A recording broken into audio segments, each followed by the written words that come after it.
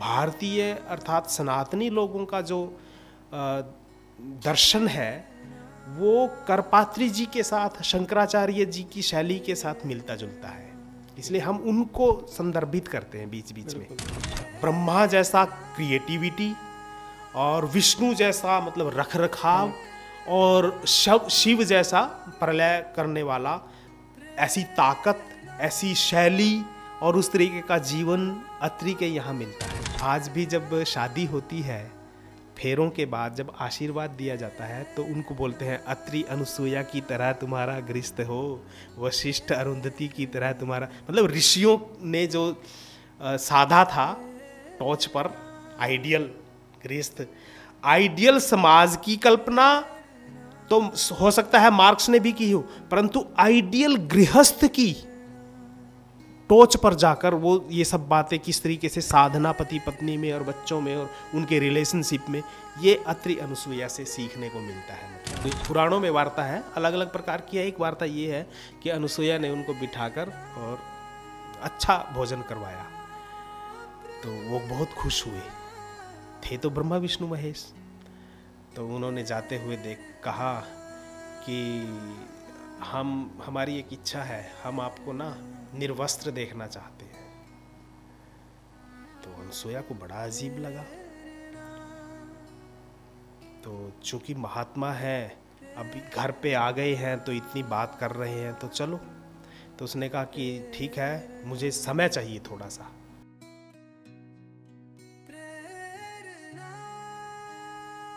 नमस्कार, प्रेरणा वाणी केंद्र से मैं जय भगवान सिंगला।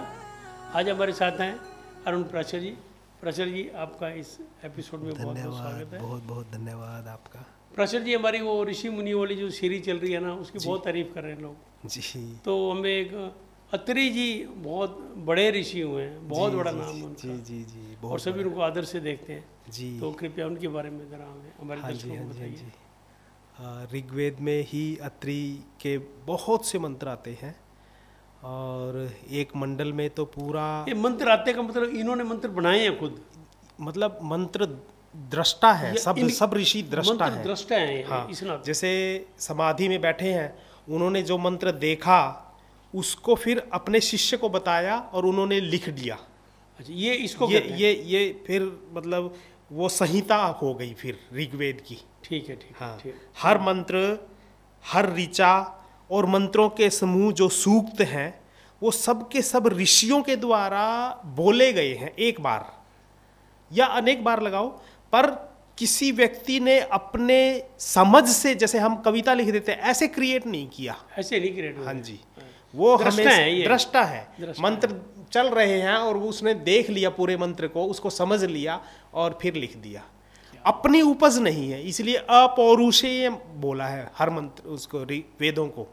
और वेद संहिता जो है वो मंत्रों का समूह है जिसमें सब मंत्र हैं और हर मंत्र 10 अर्थ देता है, 10 प्रकार के अर्थ। ये इसलिए आज तक इतना युग बीत गया फिर भी वेद बचे हुए हैं, क्योंकि कुछ लोग हैं जैसे हमारे मार्क्सवादी मित्र हैं, क्योंकि मेरा ना पूरा सर्कल मार्क्सिस्टों का था सर, और कॉलेज टाइम में मैं मतलब उतना सक्रिय तो नहीं पर मतलब पूरा था, मतलब पूरा बहुत रुचि थी। और मेरा जो शुरुआत का जो साहित्य लिखा गया था वो उसी दृष्टि से ही था। जो मेरा पूरा उन दिनों का मित्र मंडल था टोटली वो मार्क्सिस्टों का था। ओम प्रकाश ग्रेवाल जी के हम भी चेले थे, मतलब उस तरीके से। तो इन्होंने ऋग्वेद के मंत्रों को कविताएं के रूप में लिया है।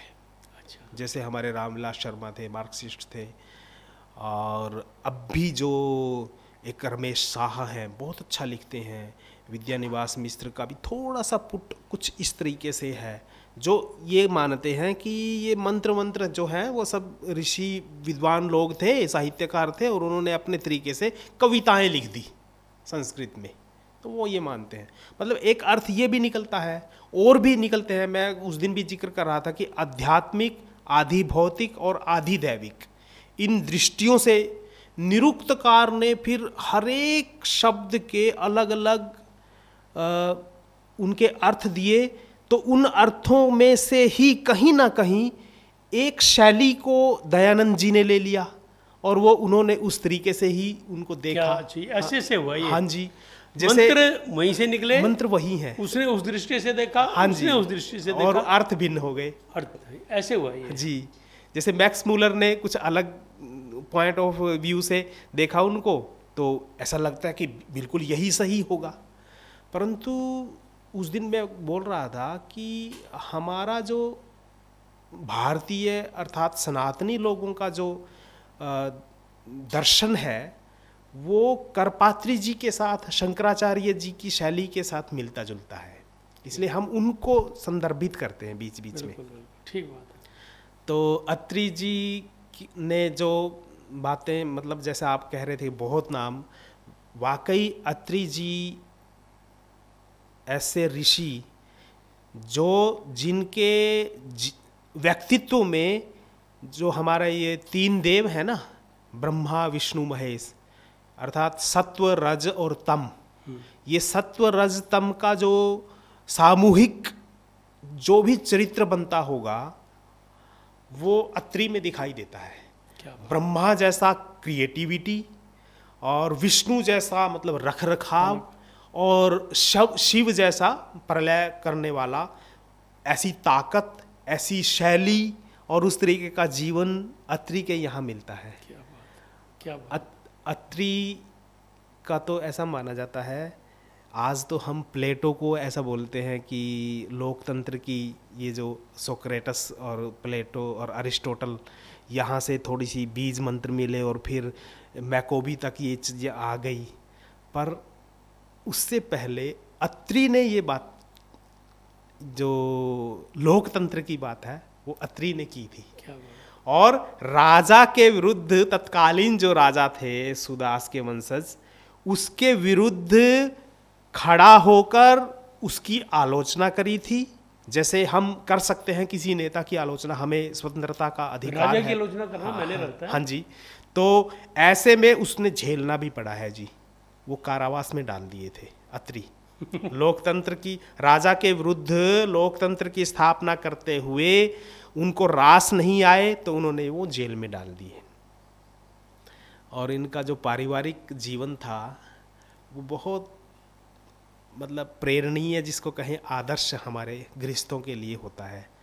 उनकी पत्नी थी अनुसुईया, मतलब तीनों गुण हैं, त्रिगुणातीत हैं वो, तीनों गुण रहकर भी, और जब वो अध्यात्म के टॉच पर जाते हैं फिर वो त्रिगुणातीत हो जाते हैं।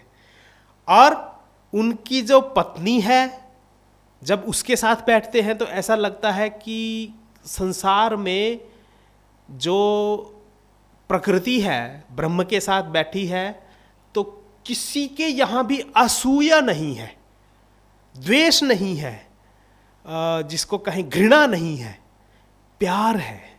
मतलब इसलिए आज भी ना, जब पालक के रूप में, हाँ जी, आज भी जब शादी होती है, फेरों के बाद जब आशीर्वाद दिया जाता है तो उनको बोलते हैं अत्रि अनुसुईया की तरह तुम्हारा गृहस्थ हो, वशिष्ठ अरुंधति की तरह तुम्हारा, मतलब ऋषियों ने जो साधा था टॉच पर आइडियल गृहस्थ, आइडियल समाज की कल्पना तो हो सकता है मार्क्स ने भी की हो, परंतु आइडियल गृहस्थ की टोच पर जाकर वो ये सब बातें किस तरीके से साधना पति पत्नी में और बच्चों में और उनके रिलेशनशिप में, ये अत्रि अनुसुईया से सीखने को मिलता है। मतलब क्या बात। हाँ जी, अत्रि अनुसुईया तो, अत्रि तो जैसे उनके पुत्र भी हुए हैं बहुत से वंश, एक मतलब जो पूरा मंडल है वो मंडल ही आत्रेय के नाम से है, अत्रि के नाम से आत्रेय मंडल उसका नाम है।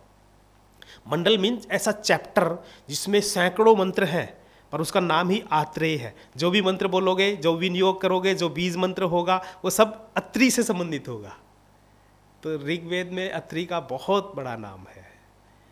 तो ये अनुसुईया वाला भी तो एक बड़ा इम्पोर्टेंट है ना वो। हाँ जी, हाँ जी, वो भी जरा शॉर्ट में बताओ ना हमारे अनुसुईया।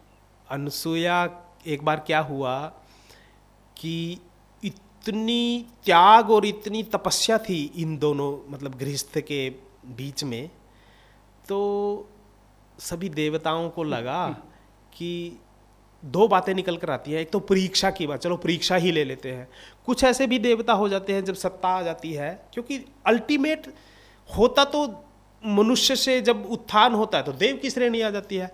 माइंड तो वही है ना, तो उसमें सब चीज़ें आएंगी, फिर सत्ता का लोभ भी आएगा, डर भी आएगा।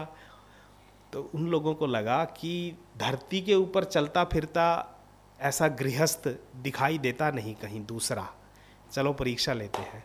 ब्रह्मा विष्णु महेश ने कहा, मतलब महात्मा बनकर आ गए, और अनुसुईया बैठी हुई थी, अत्रि कहीं बाहर थे, तो उनके पास आकर कहा कि हमें सुना है कि आप जो भी दान देते हो और आपकी इतनी तपस्या और इतना त्याग है, तो हमें भी सुनकर ऐसा लगता है कि हम आपके दर्शन करने के लिए और आज आए आपके पास, हमें भी हमारी इच्छित वस्तु दो। तो अनुसुईया ने कहा कि ठीक है, पहले तो मैं आप इतने दूर से आए हो, मैं वो आपका स्वागत करती हूँ और आपको खाने के लिए देती हूँ। अनुसुईया, पुराणों में वार्ता है, अलग अलग प्रकार की है। एक वार्ता ये है कि अनुसुईया ने उनको बिठाकर और अच्छा भोजन करवाया, तो वो बहुत खुश हुए।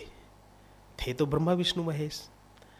तो उन्होंने जाते हुए कहा कि हमारी एक इच्छा है, हम आपको ना निर्वस्त्र देखना चाहते हैं। तो अनुसुईया को बड़ा अजीब लगा।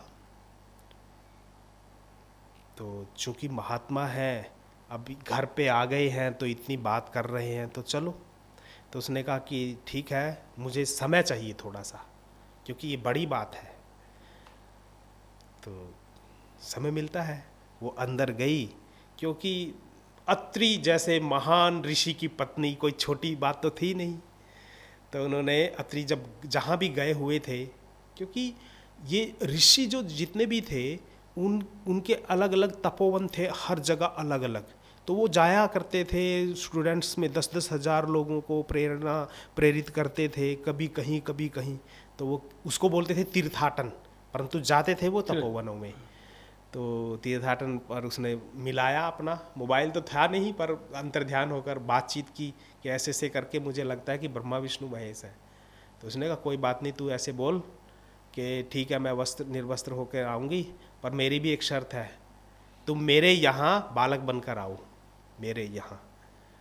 तो वो गई, तो मैं निर्वस्त्र हो सकती हूँ, बशर्ते या तो मैं आपको बनाऊं, हाँ, अपने योग बल से आपको छोटा, या तुम मेरे गर्भ से आ जाओ।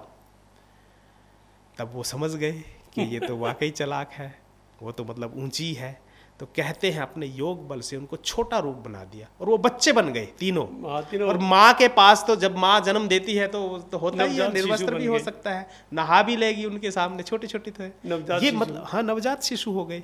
तो ये बहुत बड़ा, इसका मतलब पुराणकारों ने जो कहा है वो ऐतिहासिक तो है ही, पर इसका एक अर्थ ये भी है कि जब आप सद्गृहस्थ हो जाते हैं तो आप ये सत्व है, रजस है, तमस है, इनको आप कंट्रोल कर सकते हो। इतनी आपके अंदर पावर आ सकती है, आप यदि आपका अत्रि और अनुसुईया जैसा जीवन होगा तो।